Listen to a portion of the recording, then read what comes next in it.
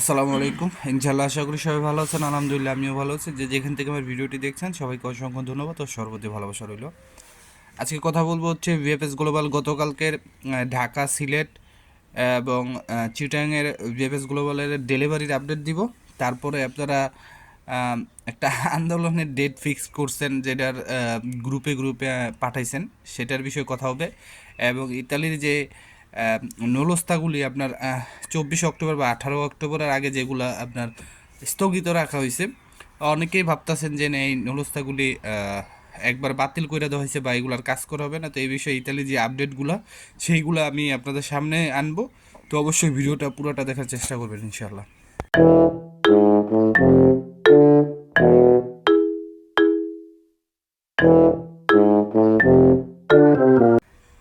তো সব কিছুর জন্য আলহামদুলিল্লাহ। প্রথমেই যদি আমি একটু আপনাদেরকে গতকালকের ভিএফএস গ্লোবালের আপডেটটা দিই। গতকালকে ভিএফএস গ্লোবালের আপডেট হচ্ছে আপনার ঢাকাতে প্রায় 60টার কাছাকাছি পাসপোর্ট ডেলিভারি, যেখানে রিটার্ন পাসপোর্ট 10টা, ফ্যামিলি ভিসা 9টা 2024 এবং 2025, স্পন্সর ভিসা 7টা 2023 এবং 2024, এগ্রিকালচার 4টা 2023 এবং 2024, ট্যুরিস্ট ভিসা হচ্ছে 2টা 2024, ডোমেস্টিক ভিসা নাই, স্টুডেন্ট ভিসা হচ্ছে 5টা 2024, আর রিজেক্ট হয়েছে 22টা 2023 এবং 2024। এটা ছিল হচ্ছে ঢাকা বিএফএস গ্লোবালের আপডেট। এখন যেটা সেটা হচ্ছে চট্টগ্রাম বিএফএস গ্লোবালের আপডেট। সেখানে হচ্ছে প্রায় 10-12টার কাছাকাছি ডেলিভারি, যার ভিতরে স্পন্সর বিষয় হচ্ছে 5টা 2024, ফ্যামিলি বিষয় হচ্ছে 2টা 2024 2025, এগ্রিকালচার হচ্ছে 1টা 2024, তারপরে আপনার রিজেক্ট হচ্ছে 4টা 2023 এবং 2024, এবং সর্বশেষ হচ্ছে সিলেট বিএফএস গ্লোবাল, যেখানে আপনার প্রায় 10 থেকে 15টার কাছাকাছি ডেলিভারি, যেখানে ফ্যামিলি বিষয় হচ্ছে 2টা 2024 2025, স্পন্সর বিষয় 5টা 2024, এগ্রিকালচার 2টা 2023, আর রিজেক্ট হচ্ছে 4টা 2023 এবং 2024। তো তারপরে যদি একটুখানি আমরা খেয়াল করি, সেখান আহ, এখানে আমি একটু প্রথমে আপনাদেরকে বলি, আপনারা স্ক্রিনে একটা আহ, ইতালির যে গভর্নমেন্ট সেইখানের একটা আপডেট দেখতে পারতেছেন, যেটা একটা নিউজ পেপারে দেওয়া হয়েছে। সেখানে কিন্তু এখানে ছোট্ট করে লেখা হয়েছে ওয়ার্ক ভিসার আবেদনগুলি স্থগিত করা অব্যাহত রয়েছে। মানে স্থগিত করা অব্যাহত রয়েছে, এবং আবেদনকারীকে ভিএফএস গ্লোবালের মাধ্যমে দূতাবাসের সাথে যোগাযোগ করলেই কেবল জমা দেওয়া যেতে পারে। মানে ভিএফএস গ্লোবালের সাথে আপনারা যোগাযোগ করবেন কিভাবে?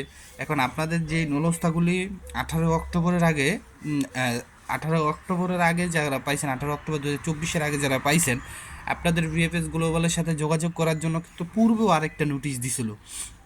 সেখানে কিন্তু একই সেম কথা বলছিল যে শুধুমাত্র আপনারা ইমেলের মাধ্যমে, আপনারা যে ইমেল ঠিকানা আছে সেইখানে আপনাদের অ্যাপয়েন্টমেন্টের জন্য বা আপনাদের ফাইলটা জমা দেওয়ার জন্য আপনারা আবেদন করতে পারেন। আশা করি বুঝতে পারছেন এই জিনিসটা এখানে বোঝানো হয়েছে। আর এটা হচ্ছে আপনার মার্চের 3 তারিখ, এটা মার্চের মানে 3 তারিখে প্রকাশ করা হয়েছে।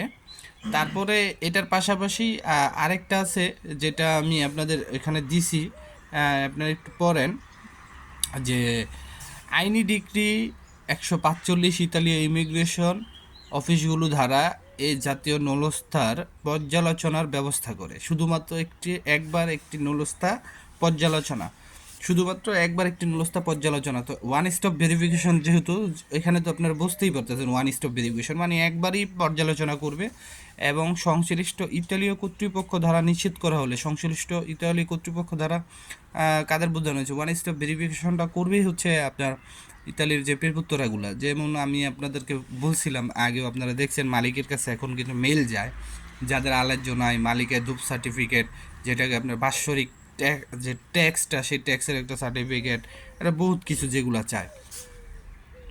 তারপরে আপনার এখানে লিখছে সংশ্লিষ্ট ইতালীয় কর্তৃপক্ষ দ্বারা নিশ্চিত করা হলে দূতাবাস নৌলস্থা ধারককে আবেদন জমা দেওয়ার জন্য আমন্ত্রণ জানাতে যোগাযোগ করতে পারে।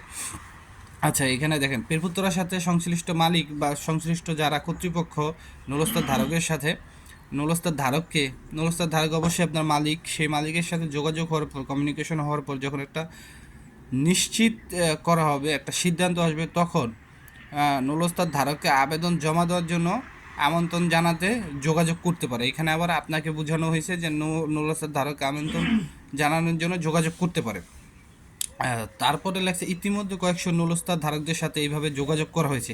এটা কিন্তু আপনার ইতালি অ্যাম্বাসি থেকেও কিন্তু বলা হয়েছে, যেহেতু এখন এটা ইতালি অ্যাম্বাসির হাতে, আমি আপনারা জিনিসটা ব্যাপারটা বুঝতেছেন না, এটা কিন্তু অ্যাম্বাসির কন্ট্রোলেই নাই, যেহেতু এটা মনে করেন যে আপনার ইস্পিতলা ইউনিকতে আইসা পড়ছে, মানে পেরভুত্তরার কাছে আইসা পড়ছে, এই দেশের আইনের একটা সিস্টেমের ভিতরে আইসা পড়ছে। আপনারা তো অনেকেই তো ইতিমধ্যে কয়েকশো নুরস্তার ধারকদের সাথে এইভাবে যোগাযোগ করা হয়েছে এবং তাদের আবেদন জমা দেওয়ার জন্য আমন্ত্রণ জানানো হয়েছে। তারপরে তারা বলছে এই সরাসরি কলিংয়ের মধ্যে ঢাকার কাজের ভিসার আবেদনগুলো স্থগিত করা অব্যাহত রয়েছে। স্থগিত করা অব্যাহত রয়েছে মানে তাদের কাজ চলমান রয়েছে, যে আপনার 18 অক্টোবরের আগে যে নলস্থাগুলি সেগুলো স্থগিত করা অব্যাহত রয়েছে, এরকমটাও কিন্তু বোঝায় নাই, বা কোনো টাইমও তারা এখানে বাইরে দেয় নাই যে কোন নলস্থাগুলি স্থগিত করা হয়েছে। আগ্রহী জনসাধারণকে কাজের ভিসার আবেদন পুনরায় খোলার জন্য দূতাবাসকে জিজ্ঞাসা করা থেকে বিরত থাকতে এবং সরাসরি কলের জন্য অপেক্ষা করার জন্য আমন্ত্রণ জানানো হচ্ছে। তার মানে এখানে বুঝাইছে 18 অক্টোবর 2024 আগে যাদের নুলস্তাগুলি আপনাদের ইস্যু করা হয়েছে, এটা কিন্তু বিএফএস ইতালি এম্বাসি বলছে, তাদের জন্য সুন্দর একটা এখানে তারা কথা বলছে, যেটা আগ্রহী জনসাধারণকে কাজের ভিসার আবেদন পুনরায় খোলার জন্য দূতাবাসকে জিজ্ঞাসা করা থেকে বিরত থাকতে এবং সরাসরি কলের জন্য অপেক্ষা করার জন্য আমন্ত্রণ জানানো হয়েছে। তার মানে আপনারা 18 অক্টোবর যারা মনে করেন যে আবেদন করছেন, 18 অক্টোবরের আগে যারা আপনার এ পর্যন্ত পাইছেন, নুলস্থ পাইছেন, আপনাদের সকলকে ইমেলেই অ্যাপয়েন্টমেন্টের জন্য আবেদন করতে হবে এবং সেটা আপনার তারা আপনাদের সেই ইমেলেই, যে আপনি ফোন নাম্বার তো দিতেছেন, কারণ ইমেলে তো আপনার লাস্ট নেম এবং ফার্স্ট নেম দেন, জিমেল আইডি দেন, নুলস্থর প্রোটোকল নাম্বার দেন, আপনার ফোন নাম্বার দেন, বাস্তা, তারপরে আর কিছুই লাগে না। সেখান থেকে হয়তো আপনাদের জিমেলের মাধ্যমে আপনাদের সাথে যোগাযোগ করবে, না হলে আপনাদের ফোনের মাধ্যমে যোগাযোগ করবে। এটা হচ্ছে 18 অক্টোবরের আগে যারা নলস্তা পাইছেন, যাদের হাতে পাইছেন, মানে ইতালি থেকে যাদের কাছে 18 অক্টোবরে নলস্তা সাবমিট করা হয়েছে, এবং 18 অক্টোবরের পরে যাদেরকে সাবমিট করা হয়েছে তারা এপ্রিল মাসে নতুন স্লট পাবেন, সেটা তারা আরেকটা আপডেটের মধ্যে জানাই দিবে। এখন যদি মনে করেন যে আপনাদেরকে ফোন না দেওয়া হয়, এমন আছে এপ্রিলে যেটা আপনার নতুন স্লট তারা খোলার একটা কথা বলছে বা নতুন অ্যাপয়েন্টমেন্ট সিস্টেম দেওয়ার কথা বলছে, সেইখানে হয়তো বা আপনাদেরকেও ইনভলভ করতে পারে। বা এই যে 2025-এ যারা ফ্লোসিতে আবেদন করছে তাদের নলস্তা তো এই মাসের 15 তারিখ অথবা আগামী 1 তারিখ থেকে ওঠা শুরু হবে, তো তাদের সাথেও আপনাদের অ্যাড করতে পারে। এই হচ্ছে বিষয়টা, পুরো বিষয়টা, কেউ নলস্তা কিন্তু বাতিল করা হয় নাই, জাস্ট স্থগিত রাখা হয়েছে। মানে স্থগিত রাখা হয়েছে বলতে আপনার যে নলস্তা 6 মাস, আপনি ধরেন যে দিনে স্থগিত করা হয়েছে সেই দিন থেকে পিছনে যে কয়দিন আপনি হাতে পাইছেন নলস্তা, সেই সময় ধরে 3 মাস, তা বাকি আরও 3 মাস মানে ওই স্থগিত পর্যায়ে থাকলো, মানে আপনার নলস্তাটার ম্যাচ শেষ হলো না। এই হচ্ছে বিষয়টা, তো আপনারা বোঝার ভুল করেন। আর সর্বশেষ যে বিষয়টা আমি দেখলাম, অনেকেই আন্দোলনের কথা বলতেছেন বা কর্মসূচির কথা বলতেছেন, মেবি এপ্রিল মাসের 8 তারিখে, এটা এপ্রিল মাসে 8 না 4 তারিখে জানি, 8 তারিখে, মেবি 8 তারিখেই আপনার, আমি যদি ভুল না করে থাকি 8 তারিখেই মানে আন্দোলনের ডাক দিছে। তো এটা প্রত্যেকটা গ্রুপে গ্রুপে দেখতেছি। এখানে এম্বাসি সুন্দরভাবে বলে দিছে যে জমা দেওয়ার ক্ষেত্রে আবেদনকারী যেন কোনো রকম জেএফএস গ্লোবাল বা ইতালি এম্বাসির সাথে যোগাযোগ না করে, মানে অপেক্ষা করতে বলছে। তো বেশি বার্গেনিং করেন না, ঠিক আছে? বেশি বার্গেনিং করলে পরে মনে করেন যে আমও যাইব সালাও যাইব, ঠিক আছে? যেহেতু তারা একটা ঘোষণা দিয়েছে, তারা সর্বসময় আপনাদের সাথে লিমিটেড পর্যায়ে হইলেও যোগাযোগ করতেছে। তো আমি মনে করি যে এই সময়ে তাদের সাথে কোনো ধরনের ফাইজলামি করাটা ঠিক হবে না। তারা ফাইজলামি করতেছে, ঠিক আছে, কিছু করার নাই, এটা আমরাই সিস্টেম তৈরি করে দিছি। আপনি রাস্তা তৈরি করে দিয়েছেন, সেখানটায় তো মানুষ হাঁটবেই, গাড়ি আসবেই, ঠিক আছে? আপনি কয়দিন আটকে রাখবেন? তো যাই হোক, সবাই ভালো থাকেন, সুস্থ থাকেন, সকলের জন্য দোয়া রইল, সবাই আমার জন্য দোয়া করবেন। আসসালামু আলাইকুম, আল্লাহ হাফেজ।